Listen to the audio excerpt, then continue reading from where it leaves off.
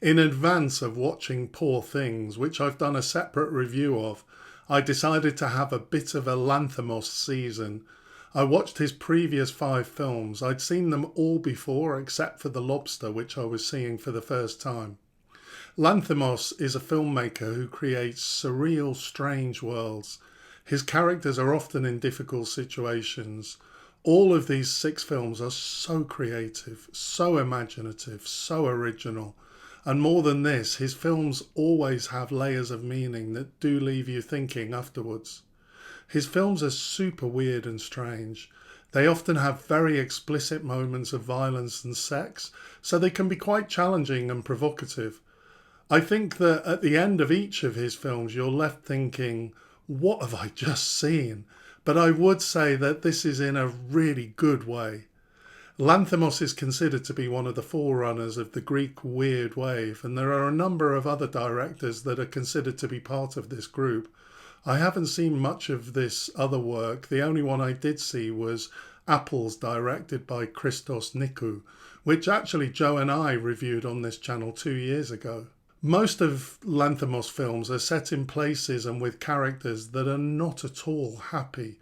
I think this is where Poor Things is perhaps a little different, in that the joy and innocence of Bella is something that we haven't seen in a Lanthimos film before. In all of his previous films, there are characters that greatly suffer, that are almost tortured, and there's often little relief from this.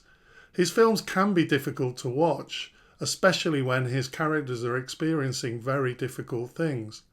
However, I feel that his films are not necessarily meant to be taken at face value. There are also deep meanings behind his films. The weird situations are metaphors. Many of the themes are common to more than one film, but each one does feel original. I don't feel that any of these films are at all repetitive. He's really interested in things like dysfunctional relationships, the absurdity of social conventions, capitalism, economics, and some of the darker elements of human nature. I'm probably not fully doing justice to his films here. They really are full of deeper meanings. This makes them films that you can definitely think a lot about afterwards, and having watched most of them a second time, really you benefit from having multiple viewings of them.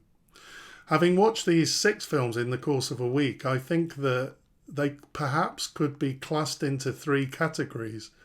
Dogtooth and Alps are both in Greek with unknown actors, at least to a non-Greek audience. They have a very simple premise which is played out in a minimalist way. The actors are all deadpan and understated. I think that both these films are absolutely fantastic. In terms of the metaphor and deep meaning, it's all there as much of any of his other films, and the weirdness stands out much more given the minimalist, low-budget style. The other 4 films have the weirdness, but it somehow becomes a little bit diluted by the fact that the films are bigger budget and have A-list actors in them. I love the rawness of these early films. I think there's an argument for saying that these are actually his best work. The Lobster and Killing of a Sacred Deer are his first films in English, and the first time he had top actors in a film. However, they both have a minimalist, deadpan feel to them, so I think that the weirdness of the narrative isn't overshadowed. I think that there is a little bit of a problem with The Lobster. The first half is absolutely amazing, definitely amongst his best work. But then when they leave the house and go into the woods, the film definitely isn't as compelling. It's hard to put my finger on what it is specifically, but it just doesn't feel as tight in its execution. Definitely well worth watching. However, Sacred Deer is on another level. I think this is also a candidate for his best work. It has some of the rawness of Dogtooth and Alps, but it has a little bit more glossiness that perhaps does make it more accessible to a wider audience. The Favourite and Poor Things move him into a new type of filmmaking, I think. You can definitely see the lineage back to those earlier films. However, these films are much more glossy, obviously Hollywood films. They have bigger budgets and are both made in a more Hollywood style, which definitely gives them more chance of Oscar recognition. The Favourite got 9 nominations and won 1 Oscar, Olivia Colman as Best Leading Actress. And it's highly likely that Poor Things will do well at the Oscars. Although again you can see the lineage to his earlier films, these films are both much more theatrical than any of his earlier work, almost circus-like fantasy environments, definitely not minimal as those first 4 films are. In this way, I think they lose the rawness of those earlier films. Although they're both great films, and I can see why many people might prefer them to his earlier work, I personally don't think they're quite as good. But the bar is very high here.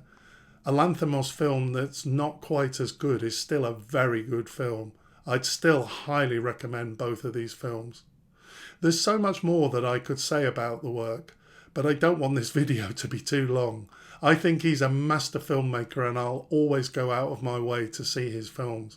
I wouldn't say he's my favourite filmmaker. His settings and themes are pretty dark and weird. They're set in worlds of little hope, and at a superficial level I think you could say his films are quite a depressing watch. I perhaps prefer a bit more hope in my favourite films. That said, as I said earlier, the films are packed with meaning, metaphor, allegory. Somehow this works in a way that I never felt depressed at the end of any of his films. If you asked me to rank these 6 films, I would say see them all. It's so subjective, and it's possible that the next time I watch them I may feel differently. But during this week of viewing all of these films, this is the order that I would put them in. In 6th place, I'd put The Favourite. This is clearly my least favourite of his films. I think at times it feels too circus-like, too over-the-top theatrical. He really creates this grotesque world that highlights the absurdity of the UK's royal history. It's really successful at this, but it's really not a world that I like at all. I love Emma Stone and Rachel Weisz's performance in this film, but I really didn't enjoy Olivia Colman's character. She's so much of a clown and a child, I just found it all a little bit over the top. I actually did enjoy it more on this second viewing, and I still would highly recommend The Favourite. In 5th place, I'd put The Lobster.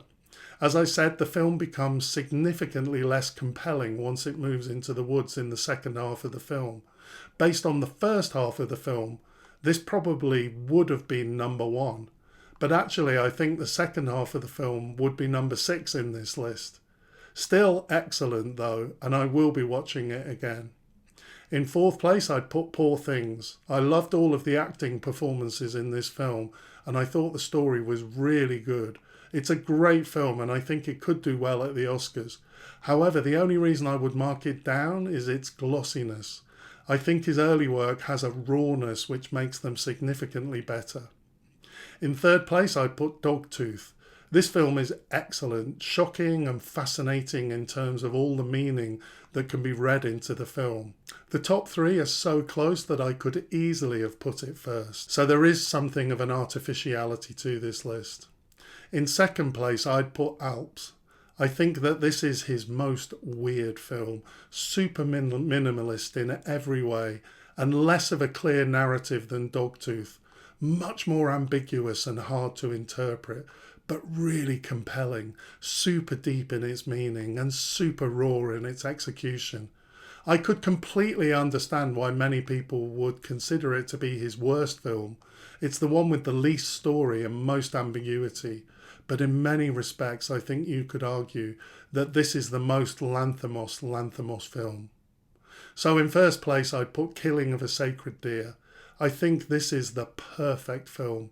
It's the perfect combination of the rawness of his early work, yet it's just a bit more accessible than that work. It's really surprising to me that this didn't win a single Oscar nomination.